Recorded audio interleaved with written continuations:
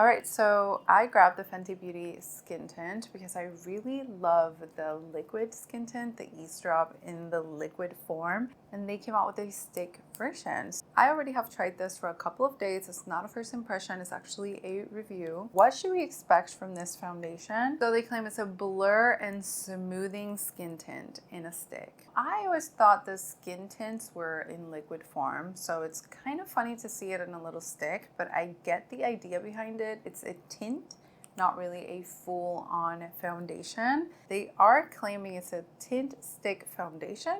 A little confusing with the name, but I assure you this is a very lightweight coverage. You can build upon it, but if you want more coverage, I think you could go for the liquid form or maybe their actual foundation. But it's not gonna 100% cover everything in your face. I'm wearing it right now and you can see I still have some blemishes showing, but my skin actually looks even and healthy, I would say.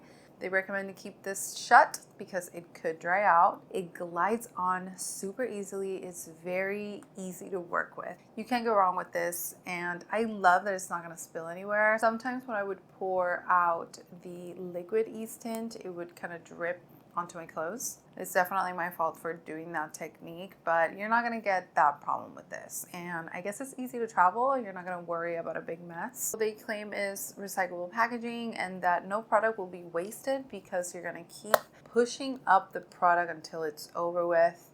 I don't know, it's confusing, but it's a little plastic container. I wonder how we're supposed to recycle this. They do claim it's long wear, and I have to agree, it's not 24-hour wear, but it will hold on for at least 6 hours, I would say. Is that long wear? I'm not really sure. I do have to retouch because I'm very oily skin, so in the sense of oil controlling, it's definitely not. They are claiming that it's not gonna oxidize on you because they kind of have a reputation that both of their liquid foundations do oxidize. I have to agree. They do. I am using number 3 here, so you can definitely get the same color. But yes, a stick is definitely gonna hold its color true. I feel like some foundations go on a little lighter. Once they dry, they just turn a different color. They dry, they oxidize. That's not gonna happen with this one. It's a stick foundation. Its color is gonna stay what it is. There are some stick foundations that are a lot drier and a lot harder to work with. This one is actually super smooth, and yes, I guess it would be hydrating. There's really not much to say about this. First ingredient is dimethicone, which is a silicone. So it is a silicone-based formula. I think that helps with blurring and having a smoothing effect. Most foundations that are silicone-based do have that blurring kind of effect, in my opinion. They do claim it's cruelty-free, but they don't claim it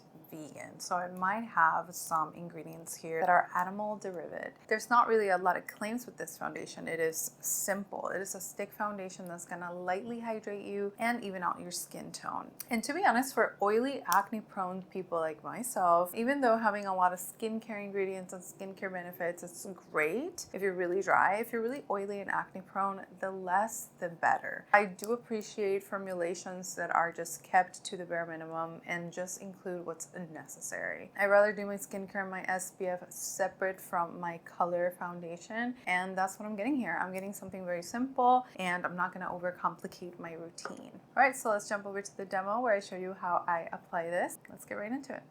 It is super creamy, so you don't even need a moisturizer, I don't think. Packaging is very plasticky.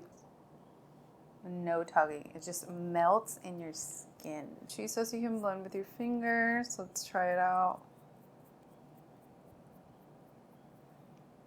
Sure, but I hate having foundation on my fingers. So my preferred method is definitely going to be a buffing brush. You can use whatever type of brush. I'm just using a flat buffing brush because I always do. It gives me the most coverage because I have, acne that I want to cover. I'm gonna use whatever's left over from the fingers in my nose.